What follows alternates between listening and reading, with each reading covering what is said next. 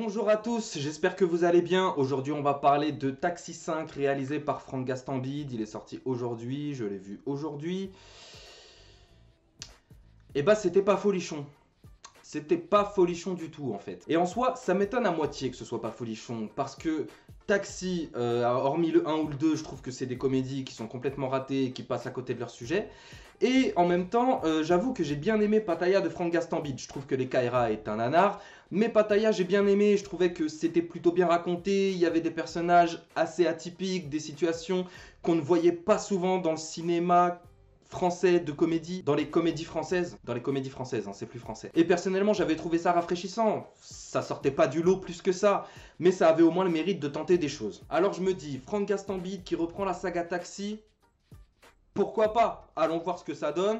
J'avais pas beaucoup d'attentes, les bandes annonces n'annonçaient rien de grandiose, mais en même temps n'annonçaient pas de désastre, selon moi en tout cas. Et j'y suis allé en me disant que j'allais passer sûrement un bon moment, au moins avec une histoire qui sera bien racontée, qui sera carrée, des personnages qui seront rafraîchissants et un rythme qui se tient. Et ben je suis bien vite retombé. L'histoire vous la connaissez déjà, c'est le flic qui a besoin du type de la rue entre guillemets pour récupérer l'ancien taxi de Daniel afin de pouvoir arrêter le gang des Italiens qui braquent des banques. Ah non, je crois que c'est des bijouteries. C'est des bijouteries. Et bah ça vole pas plus haut que ça en réalité. Vraiment, l'histoire ne dispose d'aucun rebondissement, d'aucun élément narratif qui va essayer de relancer les événements du film.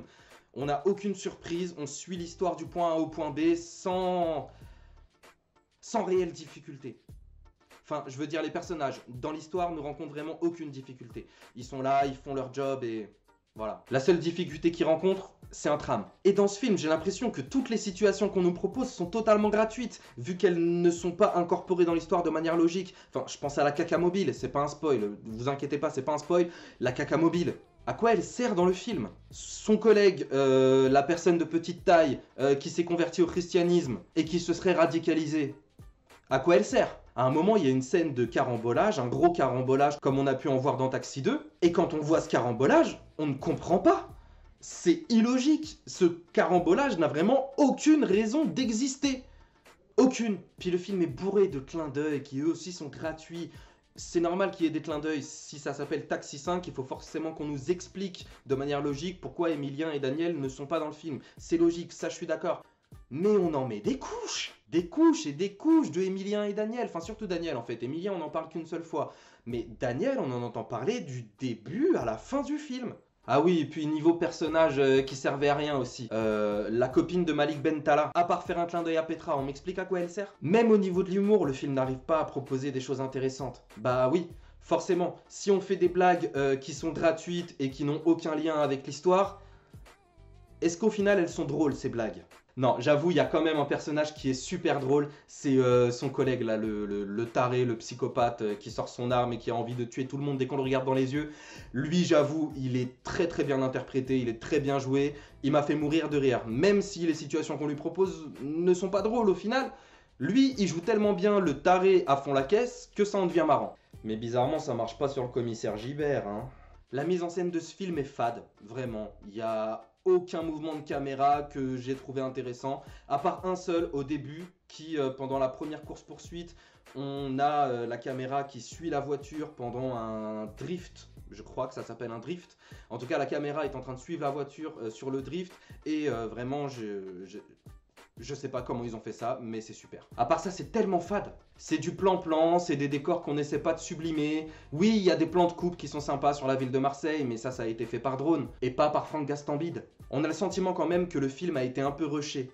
Malgré le fait que Franck Gastambide soit un grand fan de Taxi, qu'il avait très envie de le faire, qu'il a pris le projet à cœur, en tout cas moi je le crois quand il le dit en interview, bah le film est réalisé avec une simplicité tellement déconcertante qu'on a l'impression qu'il a été fait en un mois. Même les scènes de course-poursuite en soi, c'est tellement surcuté qu'on voit pas grand chose. J'ai essayé de compter dans ma tête en regardant une scène de course-poursuite dans le film. J'ai essayé de trouver un plan qui durait plus d'une seconde. Et bah il y en a un seul. Et il dure 2 secondes. Voilà. Le personnage de Franck Gastambide n'est pas intéressant, le personnage de Malik Bentala n'est pas intéressant, le commissaire Gibert n'est pas intéressant, tous les personnages secondaires, que ce soit la brigade ou la sœur de Malik Bentala, ou même le sosie de Petra, il n'y a aucun personnage qui arrive à faire quelque chose d'intéressant dans ce film. Et c'est normal, encore une fois, j'en reviens à l'histoire, mais c'est normal. Si l'histoire ne raconte rien, comment voulez-vous que les personnages vivent des choses? Ah, ce film, il m'a blasé. Vraiment, il m'a blasé. La critique sera courte parce que j'ai pas grand-chose d'autre à dire sur ce film. Je suis vraiment déçu, je m'attendais pas à des merveilles, mais quand même, Pattaya m'avait laissé un meilleur goût dans la bouche, quand même. Au moins, il y avait une histoire cohérente, au moins il y avait du rythme, et au moins il y avait des personnages qui m'ont fait rire. Là, vraiment, Taxi 5, bah... Voilà, c'est tout pour moi. Merci d'avoir regardé cette vidéo. Je vous invite à liker, à commenter, à partager. Vous connaissez. À très bientôt. Salut!